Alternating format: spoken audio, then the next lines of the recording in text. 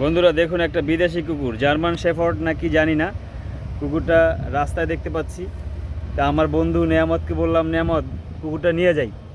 ওরা বলতেছে যে ভাই নেওয়া যায়, সিসি ক্যামেরা যেহেতু নাই ধরে নেওয়া যায়। হয়তো বা গেট থেকে বের হয়ে কুকুরটা চলে আসছে। এই যে আমার গাড়ির সামনে দেখুন, দেখুন বন্ধুরা, এই কুকুরটা হলো ফিমেল।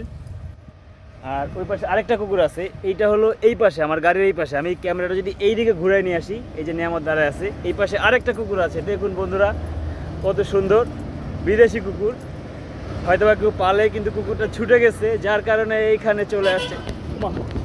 ওমা, বাবারে বাবারে, আমি দৌড়াই পালাই। নেয়ামত গাড়ি খুলো, গাড়ি খুলো নেয়ামত, গাড়ি খুলো নেয়ামত। হ্যাঁ ভাই, আমি ভয় পাইছি, আমার দিকে দৌড়ে আসতেছিল। আমি যখন ভিডিও করতেছিলাম তখন আমার দিকে দৌড়ে আসতেছিল। এই যে একটা কুকুর, এই আরেকটা কুকুর, এই যে দুইটাই বিদেশি কুকুর। রাস্তা, এখানে কিন্তু কোনো মানুষ নাই, কোত্থেকে যেন ছুটে আসছে বলতে পারি না। এই যে নিয়ামত এখন যাইতেছে হয়তো বলার জন্য যে আপনাদের কুকুর ছুটে গেছে। আয় আয় আয় আয় আয় আয় আয় আয়, রাস্তায় যাইস না নিয়ামত।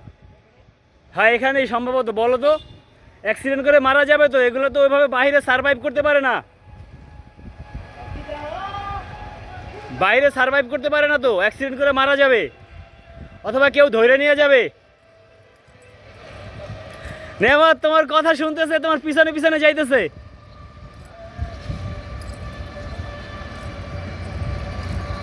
কুকুরগুলো মালিক খুঁজে পাওয়া যাইতেছে না, কুকুরগুলোর মালিক খুঁজে পাওয়া যাচ্ছে না।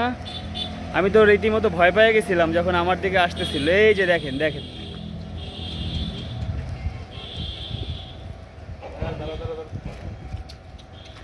নেয়ামত অনেক সাহস তো ভাই তোমার।